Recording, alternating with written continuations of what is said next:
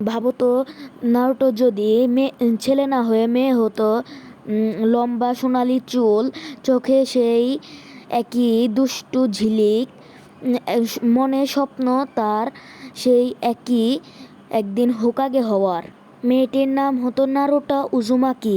ছোটবেলা থেকেই তাকে সবাই বলতো গ্রামের সবচেয়ে ঝামেলাবাজ মেয়ে। কিন্তু কেউ জানতো না যে তার ভেতরে ঘুমিয়ে আছে 9 লেজওয়ালা শিয়াল, অর্থাৎ 9 টেল ফক্স।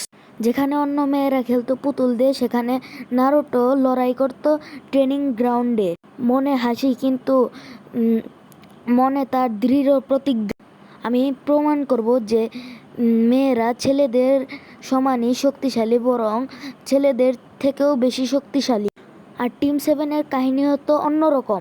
সাসকে আর সাকুরা হতবাক হয়ে দেখতো এই নারুটো শুধু মজা নয়, অনেক শক্তিশালী এবং দয়ালু মনের মানুষ। যুদ্ধের ময়দানে তার স্পিরিট হতো অপ্রতিরোধ্য।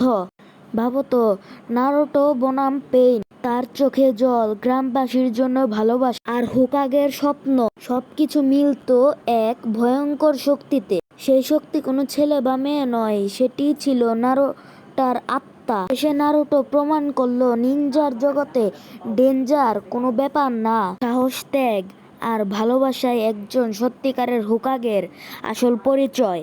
What if Naruto was a girl?